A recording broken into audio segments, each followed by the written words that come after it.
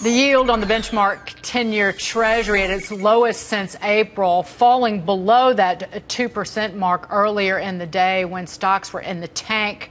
And there's speculation that the Federal Reserve might hold off on raising short-term interest rates. Gerri Willis is here, and Jason Meister. Gerri, I talk about gasoline prices falling. That's great news for your tank, and lower longer-term interest rates. That is great news for housing. It sure is. Well, look, I mean, a flight to safety means good things for people who want to buy houses, right? Because you want to get a mortgage, you want a low rate, and here we go, off to the races. That is, unless lenders, banks decide that things are too dicey out there, the international situation is so bad that they don't want to lend. But I'm not sure they're going to do that. Do you think that people will have, because again, it's a confidence issue, it's a psychological issue for a lot of individuals, will they have enough confidence to go out?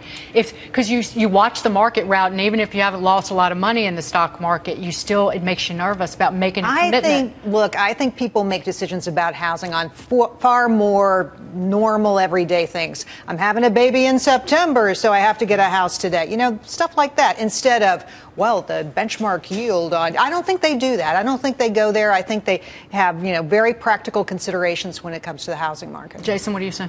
I think the equity markets and the housing market have really been propped up by these interest rates being extremely low for a very, very long period of time. And I think that the correction we're seeing today in today's equity markets, I think we could potentially see a housing correction over the next year or two. So I think that I have big concerns about the housing market. Our real U6 unemployment rate is in double-digit territory.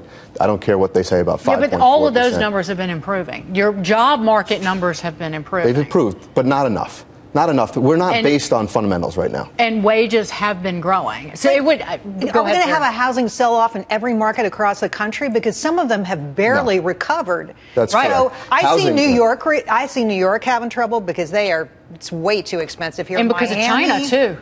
China, right? But you're right, and housing markets are local. So San Francisco, New York City, Miami. They used to be, and then they weren't, and now they are again. Right.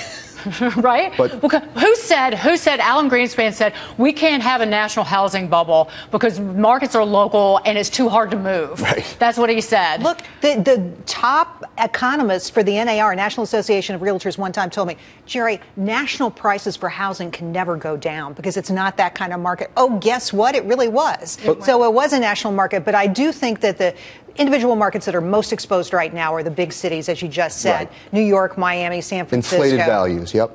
And look at the homeownership rate and how low it's gone from the 1990s. And so I think that's going to continue to drop even lower. And I think it needs to drop, just like the equity markets needed to drop today. It's healthy. I don't think Free it markets needs to drop. I'd love to see it go up, but I'd love to see it go up on fundamentals, which is individuals get jobs, they can afford houses, and they buy them. And that's been one of the reasons behind the rebound in housing. And rents are expensive in a lot of areas. And those expensive rents, people talk about deflation. Well, there's an awful lot of inflation in rents in a lot of cities. That inflation will send people in to buy, particularly if longer-term interest rates stay so low. And I think this whole thing with millennials not wanting to own, I think it's just a pose. As soon as they get up off that mom and dad's couch, they are eventually going to want to buy, and it will eventually help the housing market. I'm a long-term bull on housing. I think Americans love to own houses or multiple houses.